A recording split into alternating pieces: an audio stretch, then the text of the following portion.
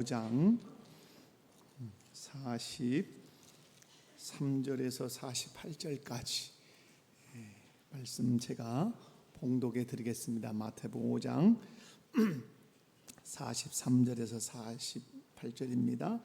또 내 이웃을 사랑하고 내 원수를 미워하라 하였다는 것을 너희가 들었으나 나는 너희에게 이르노니 너희 원수를 사랑하며 너희를 박해하는 자를 위하여 기도하라. 이같이 한즉 하늘에 계신 너희 아버지의 아들이 되리니 이는 하나님이 그 해를 악인과 선인에게 비추시며 비를 의로운 자와 불의한 자에게 내려 주심이라. 너희가 너희를 사랑하는 자를 사랑하면 무슨 상이 있으리요? 세리도 이같이 아니하느냐? 또 너희가 너희 형제에게 무난하면 남보다 더하는 것이 무엇이냐? 이방인들도 이같이 아니하느냐? 그러므로 하늘에 계신 너희 아버지의 온전하심과 같이 너희도 온전하라. 아멘. 할렐루야. 하나님 나라 백성인 저와 여러분이 7월 한 달 동안 순종해야 할 그리스도의 명령은 원수를 사랑하며 너희를 박해하는 자를 위하여 기도하라입니다. 오늘 주보에는 또 우리 원력에는 원수를 사랑하라 이렇게 되어 있습니다. 따라서 해봅시다. 원수를 사랑하라. 이게 그리스도께서 우리에게 하신 명령이기 때문에 반드시 지키며 살아야 될 줄로 압니다.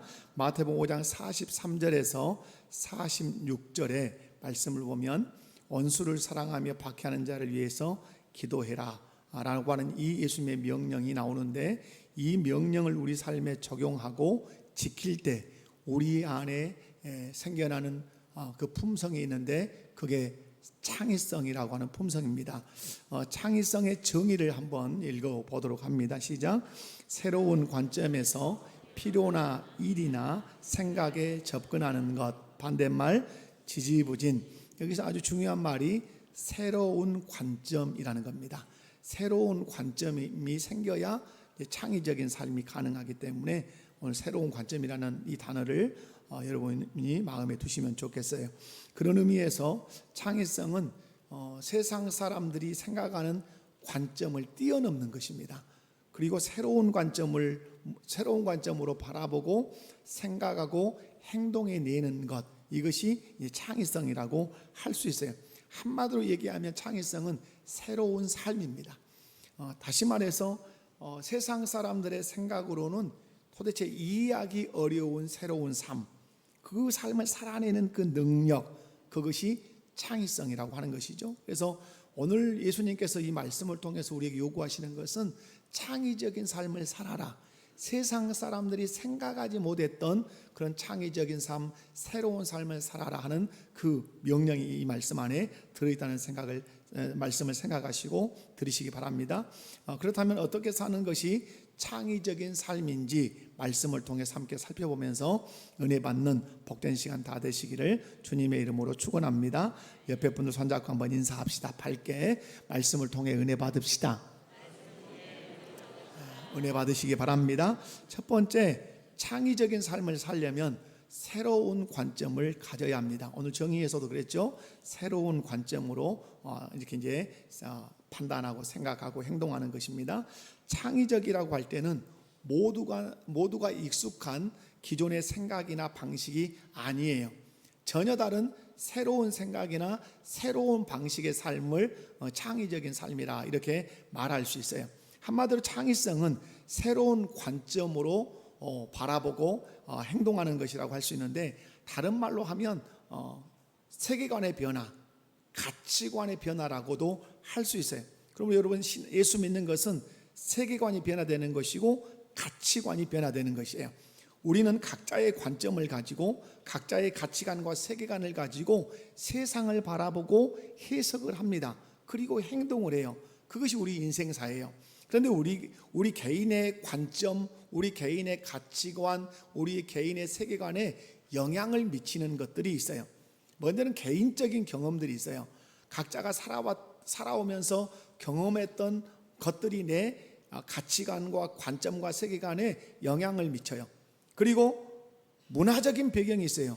사회적인 규범이 있잖아요. 우리 사회의 규범이 이것은 하면 옳고 이렇게 하면 안 된다는 규범이 있어요. 그리고 전통이 있어요. 이런 사회적인 규범과 전통에 내가 늘 영향을 받다 보면 내 가치관과 세계관과 내 관점이 정립이 되기 시작해요. 그리고 역사적인 흐름이 또 내 관점에 영향을 미치는데, 과거의 역사적인 사건들이 내게 영향을 미쳐요. 여러분, 저는 일제시대를 경험하지 않았어요. 근데 우리 저 같은 세대들 일제시대를 경험하지 않았지만, 일본하고 축구하면 죽었다 깨어나도 지는 일은 생각하잖아요. 무조건 이겨야 돼요. 이유가 불문해요. 조기 축구가 나가서 일본 프로축구를 만나도 무조건 이겨야 돼요. 여러분, 이유가 뭐냐면 과거의 역사적인 사건을 경험했던 우리 믿음의 선배들이 계속 우리에게 얘기를 해줬기 때문에 그러는 것이고, 역사책을 통해서 배웠기 때문에 그래요. 그리고 우리가 역사 속에 살아가면서 경험했던 것들이 현재의 관점, 현재의 가치관, 현재의 세계관에 지대한 영향을 미쳐요. 뿐만 아니라 전문적인 어떤 경험들이, 직업이 내 관점에 영향을 미쳐요. 그리고 내가 살아가는 환경이 내 가치관, 세계관 형성에 영향을 미쳐요. 이런 것들이 서로 상호작용을 일으켜서 서로 얽혀서 하나의 관점, 하나의 가치관, 하나의 세계관을 딱 그 사람에게 만들어줘요. 그 가치관과 세계관으로 이 사람은 이제 사람을 보기 시작하고, 환경을 보기 시작하고, 그리고 어떤 선택을 하고 어떤 결정을 하게 돼요. 그러므로 그 사람이 가지고 있는 관점이나 가치관의 세계관은 살아가는 데 있어서 엄청나게 중요한 역할을 하는 것이죠. 여러분, 그런데 우리가 또한 이 관점, 이 세계관, 이 가치관 이렇게 형성을 되는데, 우리가 사회를 이루고 또 이 사회에 속해서 살아가고 있어요. 그런데 우리가 이 사회에 속하고 또 이 사회를 이루고 살아갈 때 사회에 속한 사람들과 함께 경험하는 문화적인 것들이 있고, 역사적인 것들이 있고, 사건적인 것들이 있어요. 그러면 이것들이 우리 공동체에 속한 이 사회 구성원들에게 공통된 관점을 만들어요. 공통된 가치관과 세계관을 만든단 말이에요. 여러분, 그것이 하나의 사회적인 규범이 돼요. 일례를 들면 우리나라 같은 경우는 어쩌죠?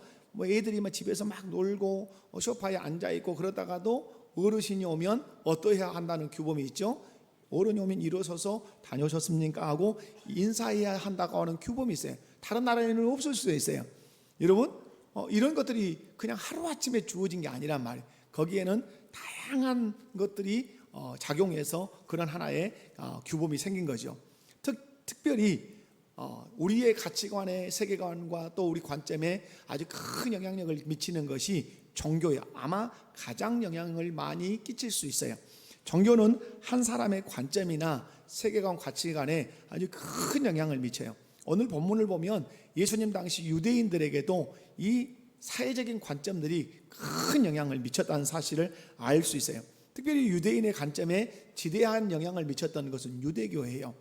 여러분, 그것이 오늘 마태복음 5장 21절에서부터 48절에 쭉 나오는데, 여러분, 오늘 보면 유대인들에게 영향을 미쳤다 해서 예수님이 어떻게 계속 말씀을 반복하냐면, 너희가 들었으나 나는 너희에게 이르노니, 이 말씀을 반복하시면서 말씀을 이제 강론을 하세요. 그 대표적인 것 중에 하나가 오늘 본문 43절이에요. 43절을 우리 함께 다 같이 읽어보도록 하겠습니다. 43절 읽습니다. 시작. 또 내 이웃을 사랑하고 내 원수를 미워하라 하였다는 것을 너희가 들었으나. 아멘. 너희가 들었다는 말은 너희가 유대인으로서 내 이웃을 사랑하고 원수를 미워하라고 하는 이 사회적인 규범을 쉼없이 듣고 너희도 지금 어떻게 살고 있다? 그렇게 살고 있지 않냐? 그러나 나는 너희에게 가르치고 싶은 것이 있다. 이런 말씀이에요. 여러분, 유대 사회의 보편적 관점은 이웃은 사랑하되 원수는 어떻게 해라? 미워해라. 이웃은 사랑하되 원수는 미워하라고 하는 것이 유대 사회의 보편적인 가치관이고 또 관점이고 세계관이었다, 이 말이에요. 이웃을 사랑하고 원수를 미워한다고 해서 그 누구도 그 사람을 잘못했다고 비판하거나 공격하지도 않고 공격받지도 않는다는 사실이에요. 그런데 이웃은 사랑하고 원수는 미워하는 이 유대 사회의 보편적인 관점을 깨뜨리려고 예수님 말씀해요. 이 보편적인 가치관을 깨뜨리고 창의적인 삶을 살게 하시려고 들었으나 나는 너희에게 이르노니라고 말씀해요.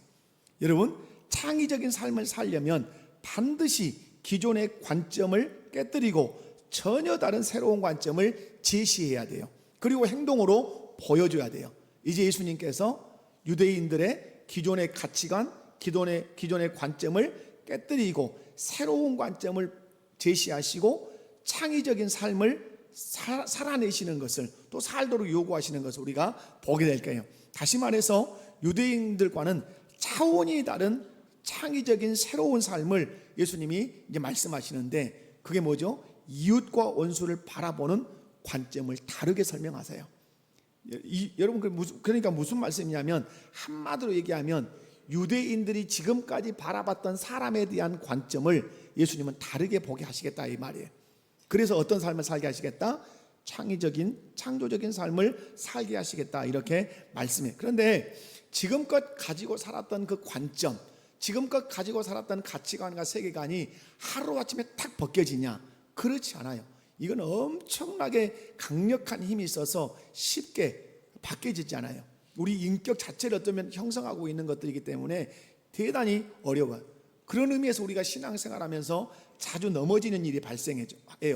예수님께서 새로운 관점을 우리에게 부여하셨음에도 불구하고 과거의 관점이 여전히 내 안에 작동하기 때문에 신앙 안에서 자주 넘어지는 것을 볼 수가 있어요. 그런 의미에서 내 가치관과 세계관, 내 관점을 바꾸는 것은 어렵지만, 실상은 그런데 누가 그 일을 하신다? 우리 주께서 그 일을 해가시는 것을 볼 수가 있어요. 여러분, 하나님이 기뻐하시는 삶은 다른 삶이 아니에요. 세상 사람의 관점으로 사는 것이 아니라 예수님이 제시하시는 창의적인 관점으로 사는 것을 우리 하나님께서 기뻐하세요. 다시 말해서 세상의 관점이나 세상의 가치관이나 세상의 세계관을 완전히 벗어던지고 예수님이 제시하신 관점을 붙들고 사는 것을 우리 주께서 기뻐하신다. 그러므로 예수 그리스도를 믿는 우리에게 필요한 것이 무엇이다? 새로운 뭘 갖는 거다? 새로운 뭘 갖는 거다? 새로운 관점, 새로운 가치관, 새로운 세계관을 장착하는 것이 우리에게 매우 중요해요. 신앙생활의 싸움의 승리는 여기에 있어요. 자, 그렇다면 어떻게 새로운 관점, 새로운 세계관을 가질 수 있는가? 두 번째, 자, 새로운 관점을 가져야 되는데, 두 번째, 그러면 새로운 관점을 가지려면 뭐가 일어나야 돼요? 인생 혁명이 일어나야 돼요. 인생 혁명. 여러분, 지금까지의 관점, 다시 말해서 세상적인 관점, 잘못된 가치관과 세계관을 바꾸려면 밖에서 혁명이 일어나는 것이 아니라, 이 세상, 이 나라에서 혁명이 일어나는 것이 아니라 어디에서 혁명이 일어나야 되죠? 내 안에서 혁명이 일어나야 돼요. 그래서 자기 인생의 혁명이 일어나야 관점이 바뀌고 가치관과 세계관이 바뀌게 돼요. 인생 혁명이 여러분 일어나야 여러분 내 관점과 가치관과 세계관의 변화가 일어나요. 그때 사람들은 말해요. 이 사람 변화되구나, 변화되었구나, 이렇게 말해요. 여러분, 이것은 생명의 변화를 말하지 않아요. 전제된 거예요. 예수 그리스도를 구주로 믿어서 구원을 받았지만 인생 혁명이 일어나지 않은 사람들이 있다 이 말이에요. 인생 혁명이 일어나지 않으면 관점, 가치관, 세계관이 바뀌지 않았기 때문에 그의 삶의 스타일이 바뀔까요? 바뀌지 않을까요? 결코 바뀌지 않아요. 그래서 사람들은 예수를 믿어도 너는 왜 이렇게 안 바뀌냐? 이 말을 하는 것은 무엇이 바뀌지 않았기 때문에, 그의 관점이 바뀌지 않았기 때문에, 다시 말해서 그 사람이 예수를 믿지만 인생의 혁명이 일어나지 않았기 때문에 그러는 것이에요.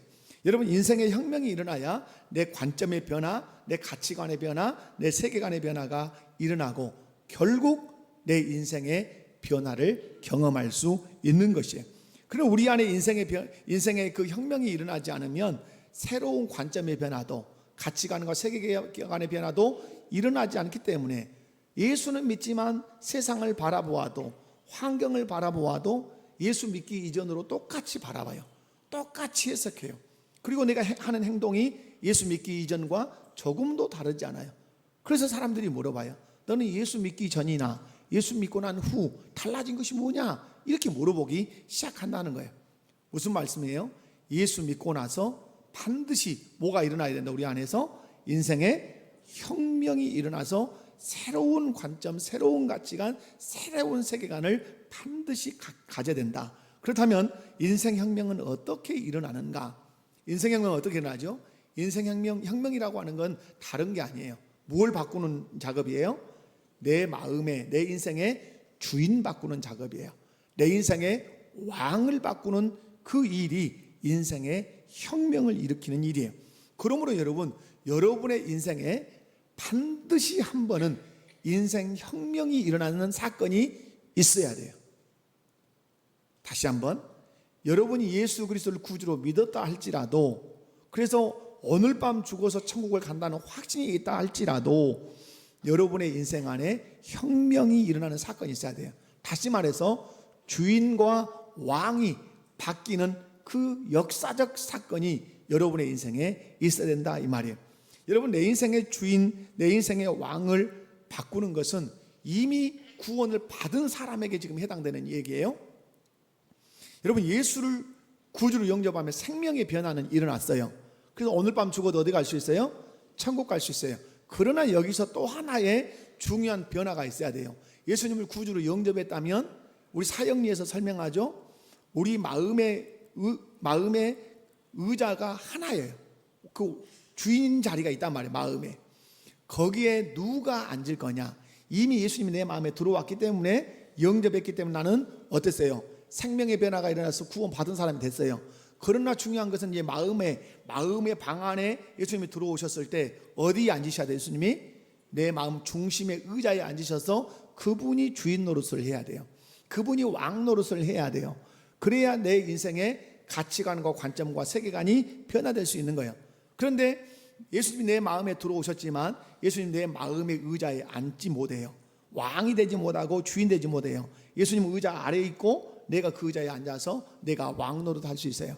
그러면 이 사람은 여전히 예수 믿기 이전과 예수 믿기 이후가 달라진 게 없어요. 왜? 누가 주인 노릇 하니까? 자기 자신이 주인 노릇 하기 때문에 그래요. 그래서 여전히 자기가 왕이기 때문에 말하는 것이나 행동하는 것이 예수 믿기 이전과 결코 변화가 없어요. 그래서 물어보는 거죠. 사람들이 너는 예수 믿고 무엇이 변했냐? 이렇게 질문을 받게 된단 말이죠. 사랑하는 성도 여러분, 그런 의미에서 여러분에게 한번 질문할게요. 여러분의 왕, 여러분의 주인은 누구십니까? 예수 그리스도십니까? 여러분은 지금 여러분의 주인이, 여러분의 왕이 누구인지 알고 여러분 사십니까? 누구십니까? 예수 그리스도십니까? 여러분, 내 인생의 왕이 누군지, 내 인생의 주인이 누군지 아는 길이 있어요. 내 마음에 예수님이 지금 영접했잖아요. 구원은 받았어요. 그런데 지금 정말 내 마음의 그 중심의 그 보좌에, 의자에 예수님이 진짜 왕으로 앉아서 왕 노릇 하고 있는지, 나를 다스리고 있는지, 나를 주인으로 다스리고 있는지 아는 길이 있어요. 어떻게 알 수 있어요? 그 방식이 있죠. 어떻게 내 마음에 예수님이 주인인 줄 알지? 그것은 내가 어떤 결정을 할 때 어떤 기준으로 하는가를 보면 알아요. 어떤 기준이냐? 그죠? 예수님의 말씀을 기준 삼아서 사람을 대하고 환경을 대하느냐, 아니면 내 생각, 내 기분, 내 감정을 기준으로 삼아서 사람을 대하고 환경을 대하느냐, 내 감정과 내 기분을 따라서, 내 이익을 따라서 사람과 환경을 대한다면 미안하지만 예수는 믿을지 몰라도 그 사람의 왕은 누구죠? 자기 자신이에요. 그건 부인할 수 없어요. 또 하나, 누구를 기쁘게 하기 위해서 어떤 결정을 하고 행동을 하느냐, 누구를 기쁘게 하기 위한 거냐. 오늘 마태복음 7장은 우리 인생의 목표를 분명하게 말합니다. 마태복음 6장이죠. 6장 33절 보면 너희는 먼저 그의 나라와 그의 의를 구하라, 이렇게 말씀해요. 먼저라는 말에는 우선적이란 말이에요. 우리의 삶의 우선은 그의 나라와 그의 의를 구하는 거예요. 먹든지 마시든지 무엇을 하든지 다 하나님의 영광을 위해서 하는 것이 우리 인생의 목표점이에요. 그러면 여러분이 무엇을, 밥을 먹든 아니면 직장을 가든 공부를 하든 뭐 돈을 버든 무엇을 하든 나는 이걸 왜 하냐? 라고 내 스스로에게 질문을 던졌을 때 뭐라고 대답해야 돼요? 주의 나라를 위해서 나는 해. 나는 먹어도 마셔도 입어도 하나님의 영광을 위해서 내가 이것을 해 라고 자신 있게 말한다면 여러분의 주인은 예수님이 분명합니다. 그러나 내가 무엇을 해도 하나님의 영광이 아니고 하나님의 나라가 아니라면 누구를 위해 사는 거죠? 자기를 위해 사는 거죠. 그러면 그 사람의 왕, 그 사람의 주인은 누구라는 사실이죠? 자기 자신이라고 하는 사실이죠. 여러분, 이 싸움이 실상은 신앙생활의 치열한 싸움이라는 사실을 기억하셔야 돼요. 만약에 어떤 결정을 했는데 내 기준으로 결정을 하고 내 뜻을 이루기로 결정했다면 내 주인은 누구다? 미안하지만 나라, 이 말이에요. 그런 의미에서 자기 인생의 주인이 자기 자신인 사람, 자기 인생의 주인이 돈인 사람, 자기 인생의 주인이 자식인 사람, 자기 인생의 주인이 세상과 마귀인 사람도 있어요. 자기 자신의 인생이 자기 자신인 사람은 항상 자기 중심에서 뭘 판단해요? 누가 약속을 정해도 자기 중심이어야 돼. 먹어도 자기 중심이어야 돼. 무슨 일을 해도 자기 마음에 맞아야 돼. 예. 왜 그러죠? 자기가 주인이고 자기가 왕이기 때문에 그래요. 여러분, 자기 인생의 주인이 돈인 사람은 모든 걸 결정할 때 돈으로 결정해요. 돈으로. 그래서 여러분, 하나님 앞에 헌금을 드릴 때 자기 인생의 주인이 돈인 사람은 벌벌벌벌 해요. 거기에 메인이니까. 그러나 내가 주인인 사람은 돈은 내 수단일 뿐인 것이에요. 뿐만 아니라 자기 인생의 주인 자식인 사람은 자식이 좋아야 돼. 주일까지라도 자식의 인생에 걸리적거린다고 생각하면 주일 필요 없어요. 학원 보내야 되고 과외해야 되고 그래야 되는 거예요. 왜? 자식이 주인이니까 그러는 거죠. 여러분, 세상이나 또 마귀가 주인인 사람도 있어요. 여러분, 이런 사람들은 어떻게 사느냐? 유대인들도 그렇게 살았어요. 43절을 한번 읽어보도록 하겠습니다. 43절 시작. 또 내 이웃을 사랑하고 내 원수를 미워하라 하였다는 것을 너희가 들었으나, 무슨 말이에요? 자신이 주인이고 왕인 사람은 이웃은 어떻게 하고 사랑하고 원수는 미워해요. 이게 자기가 주인인 사람의 특징이에요. 여러분, 여기서 말하는 이웃이라는 말은 예수님이 가르치는 이웃과는 달라요. 선한 사마리아인의 비유에서 예수님이 가르치는 이웃은 나와 전혀 상관없다 할지라도 내 도움이 필요한 사람이 내 이웃이에요. 그러나 유대인들의 관점, 가치관, 세계관적인 의미에서 이웃은 뭐죠? 나하고 친한 사람, 나를 좋아하는 사람. 그 사람이, 그런 사람은 뭐 하죠? 사랑하죠. 그래서 예수님께서 뭐라고 말씀하시냐? 여러분, 46절을 봅시다. 46절을 보면 너희가 너희를 사랑하는 자를 사랑하면 상이 있다 없다? 없다. 누구도 이렇게 한다. 너희가 개, 돼지 취급하는 세리도 그렇게 한다. 너희가 좋아하는 사람을 좋아하는 것은 무당, 단골레도 그렇게 한다. 너희가 좋아하는 사람을 사랑하는 것은 저 산속에 있는 스님도 그렇게 한다. 너희가 사랑하는 사람을 사랑하는 것은 술 먹고 별짓을 당하는 그 사람도 그것은 한다. 이게 뭐예요? 세상 사람들의 보편적인 관점, 보편적인 가치관, 보편적인 세계관, 그건 사랑하는 사람을 사랑하는 것이다. 그러나 내 나라, 내가 왕으로 다스리는 나라의 관점과 가치관은 그렇지 않다는 것을 예수님이 말씀하고 싶으신 거예요. 여러분, 세상적인 관점은 뭐죠? 원수는 죽었다 깨어나도 사랑할 대상이에요, 사랑하지 않을 대상이에요. 여러분, 이것은 지금 설교로 하고 있고 듣고 있어서 편한 것 같지만 너무 지금 우리에게는 정면 승부예요. 원수는 어떻게 해야 돼요? 여러분, 원수는 여러분 마음으로 대답해 봐요. 원수는 사랑해야 될 존재예요? 여러분 감정적으로 대답해 봐요. 아니면 죽어도 나는 용서 못할 존재예요? 지금도 있을 수 있어요. 용서 못하고 으득으득 일을 가는 사람. 여러분, 세상의 관점, 오늘 유대인들의 관점은 원수는 죽었다 깨어나도 사랑할 수 없어요. 자기를 위해서 박해를 했다. 여러분, 바울 사도는 막 돌에 맞고 태장으로 맞고 막 했잖아요. 복음 전한다는 이유로. 그러면 그렇게 나를 두들겨 패고 박해한 나를 내가 그들을 위해서 그냥 기도한다? 여러분 이게 있을 수 있는 얘기냐 말이에요. 세상에서 이게 통용될 수 있어요? 원수를 사랑해야 돼.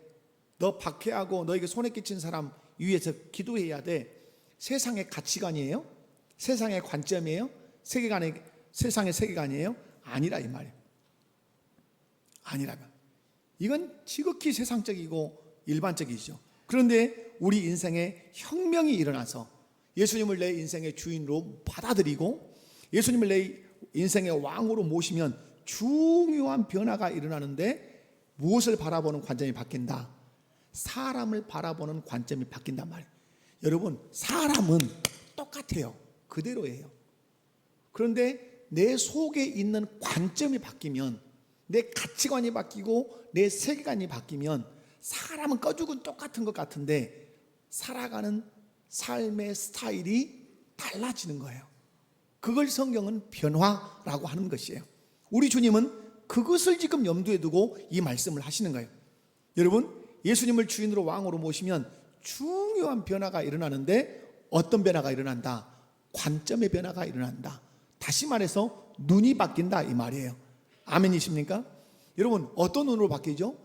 예수님처럼 보는 눈으로 바뀌어요. 오늘 예수님은 원수를 어떻게 하라고? 원수를 사랑하라고. 근데 예수님은 원수여도, 자기를 십자가에 못 박는 원수여도 어떻게 하시죠? 그들을 위해서 기도하죠. 저들의 죄를 알지 못합니다. 이렇게 한단 말이에요. 주님의 관점이 다르단 말이에요. 여러분, 예수님을 주인으로 모시면 모든 관점의 변화가 있어요. 사람을 바라보는 관점, 돈을 바라보는 관점, 아내를 바라보는 관점, 남편을 바라보는 관점이 변화된다, 변화되지 않는다. 변화되고 변화될 수밖에 없다 이 말이에요. 그런 의미에서 다 같이 43절에서 44절을 읽습니다. 시작. 또 내 이웃을 사랑하고 내 원수를 미워하라 하였다는 것을 너희가 들었으나 나는 너희에게 이르노니 너희 원수를 사랑하며 너희를 박해하는 자를 위하여 기도하라. 아멘. 너희가 과거에 들었던 얘기가 있어. 계속 교육받았던 그런 내용이 있어. 그러나 그것을 이제는 버리고 내가 너희에게 이른 말을 너희가 귀담아 들어야 돼. 이 말씀이. 사랑하는 성도 여러분, 그렇다면 어떻게 원수를 사랑하고 박해하는 자를 위해서 기도할 수 있는가 하는 것이죠. 실상 여러분 쉬운 일이에요. 쉬운 일이 아니에요. 지금 말이니까 우리가 성경이니까 여기서 이렇게 얘기하지만 결코 쉬운 일이 아니란 말이에요. 그런데 예수님은 그렇게 하라고 말씀한다. 그러면 어떻게 원수를 사랑하고 박해하는 자를 위해서 기도할 수 있냐 이 말이죠. 그건 바뀌어야 되는 것이 있어요. 뭐가 바뀌어야 돼요? 그 원수가 바뀌어야 돼요? 누가 바뀌어야 돼요? 내가 바뀌어야 돼요. 특별히 내 뭐가 바뀌어야 돼요? 내 관점, 내 보는 눈이 바뀌어야 된단 말이에요. 그 원수를 바라보는 관점이 바뀌어야 되고 그 박해하는 사람을 바라보는 내 눈이 바뀌어야 돼. 내 관점, 내 눈, 내 가치관, 내 세계관이 변화되지 않고는 그 사람을 사랑할 수도 없고 그 사람을 위해서 기도 불가능하다 이 말이에요. 그런데 한 사람의 관점이 변화되는 열쇠가 있어요. 한 사람의 가치관과 세계관이 변화되는 핵심적인 열쇠가 뭐죠? 예수 그리스도를 나의 주인으로 내 마음의 왕으로 모시는 것이에요. 그러므로 여러분이 아침에 일어나셔서 늘 고백해야 되는 고백, 새벽기도 나오시면 해야 하는 기도가 뭐예요? 우리 자식 이번에 아파트 샀는데 아파트값 많이 오르게 해주시오. 이런 기도보다도 여러분이 해야 되는 것은 오늘 내 마음의 왕이 예수 그리스도이시기를 원합니다. 내 마음의 주인을 오늘 또 예수님으로 내가 받아들입니다. 오늘 내 아들의 내 딸의 마음의 주인과 왕이 주님 되어 주십시오. 이런 기도를 하셔야 돼요. 그래야 그가 어떤 삶을 살죠? 주께서 원하시는 변화된 삶을 살게 된다 이 말이에요. 신앙생활 하면서도 10년 했네, 20년 했네, 30년 했네, 신앙의 연조를 자랑하고 직분을 자랑하고 별일을 다 했다고 말할지 모르지만은 변화되지 않은 사람이 있어요. 결정적인 데 가면 소리 지르고, 결정적인 데 가면 시기하고, 결정적인 데 가면 사람들 막 편을 가려놓고 이런 사람들이 있어요. 왜 그러는가? 죄송한 얘기지만 그 사람 마음 중심에 누가 바뀌지 않은 거죠? 예수는 믿으나 예수님이 마음에 들어와는 계시나 마음의 왕의 자리는 앉아 계시지 않나 이 말이에요. 누가 앉아 있는 거죠? 자기가 떡하니 앉아 있는 거예요. 그리고 자기가 왕 노릇하는 거예요. 그래서 육체의 정욕과 안목의 정욕과 이생의 그 자랑을 하면서 사는 거예요. 여러분, 우리가 변화되지 않는 것은 환경 문제가 아니에요. 우리가 변화되지 않는 것은 무슨 문제예요? 마음의 주인, 마음의 왕 문제예요. 옆에 분 손잡고 한번 인사해 봅시다. 우리 문제는 마음의 왕의 문제입니다. 아멘이십니까? 여러분, 남편이 아내를 팍팍팍팍 볶는 남편이 있을 수 있어요. 그리고 남편이 조금도 아내를 사랑한다고 하는 고백도 표현도 않는 남편이 있을 수 있어요. 예수를 믿어도. 예수 잘 믿는 걸까요? 근데 그분이 교회 안에서 중직자일 수 있어요. 교회에서 엄청나게 봉사할 수도 있어요. 사람들에게 막 박수갈채를 받을 수 있어요. 근데 집에서 가면 부인한테는 아주 못된 남편이에요. 무뚝뚝하게 이르기 없고 조금도 도와주지 않고. 신앙생활 잘하는 사람일까요? 그렇지 않아요. 결코 그 사람 신앙에서 좋은 사람 아니에요.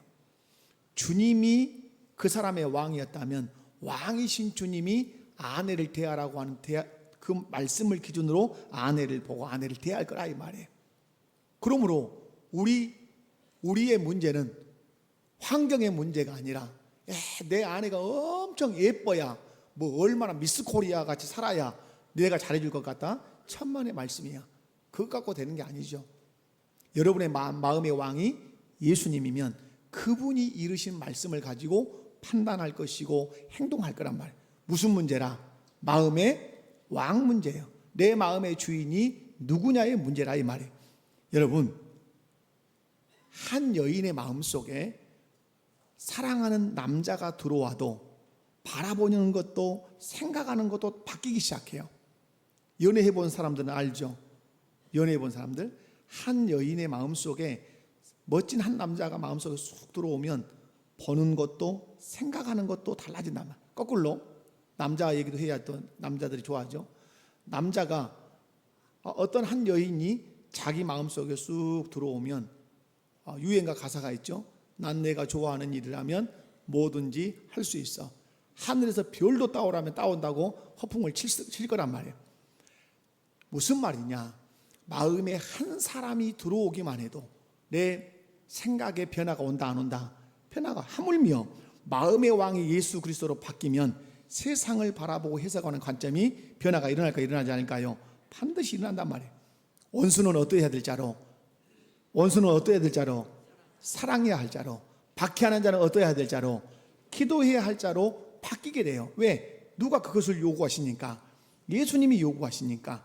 그리고 그렇게 살게 돼요. 이것이 창의적인 삶이에요. 새로운 삶이다 이 말이.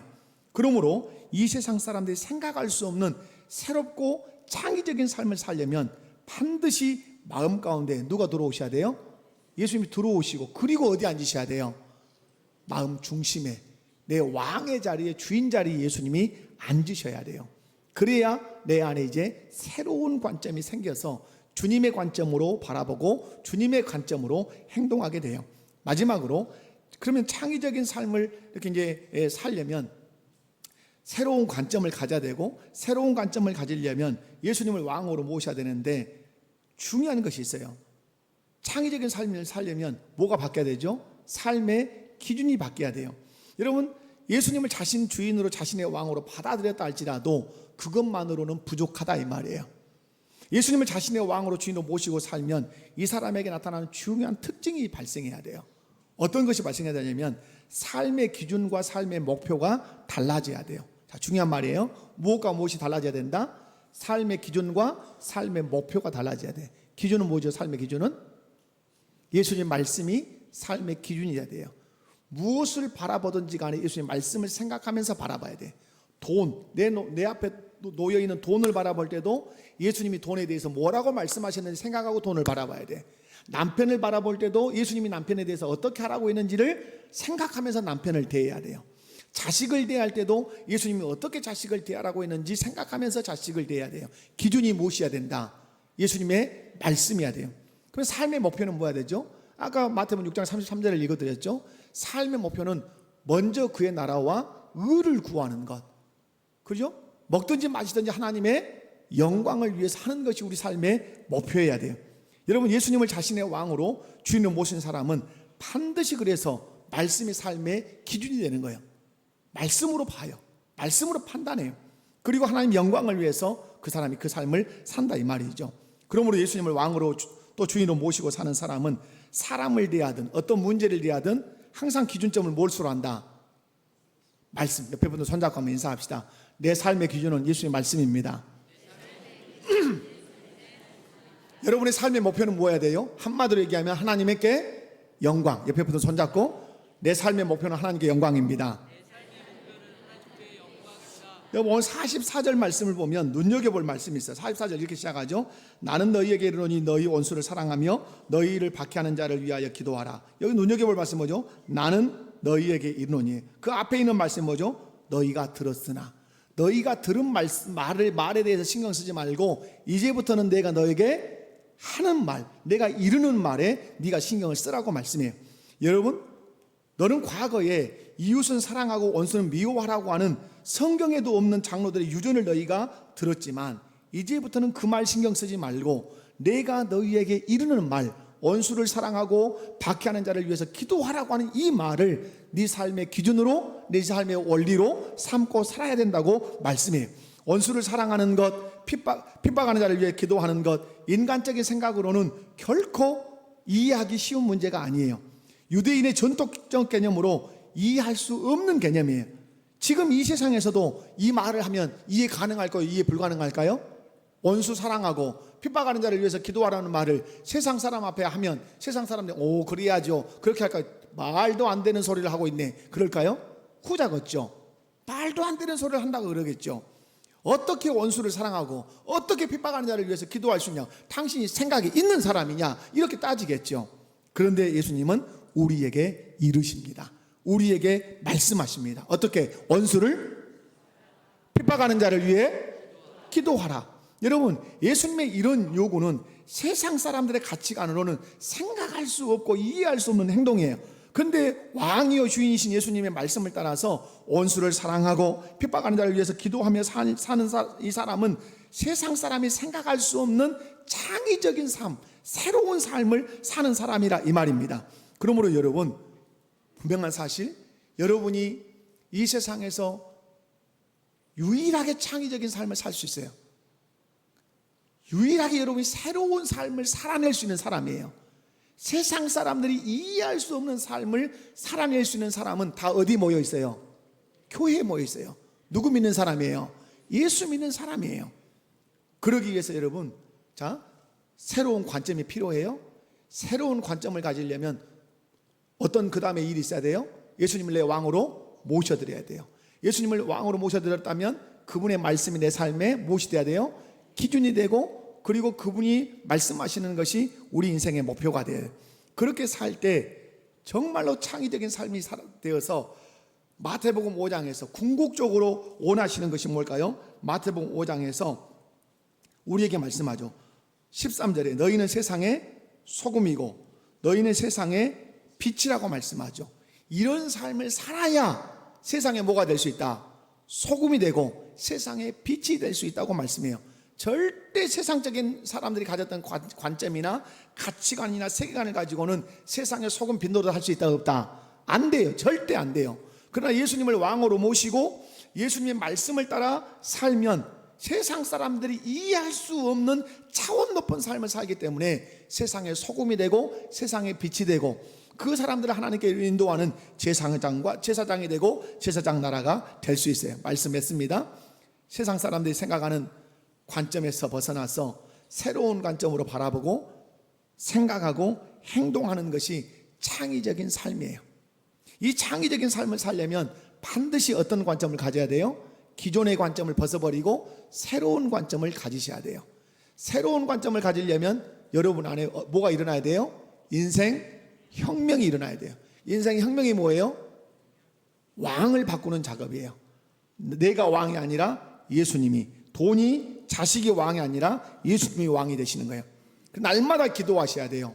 내 마음에 왕의 자리에, 주인의 자리에 누가 앉으십시오? 예수님 만지십시오. 그리고 다스려 주십시오. 예수님이 내 마음의 왕이 되면 그때부터 내 삶의 기준이 뭐가 된다? 그분이 하신 말씀이 돼요.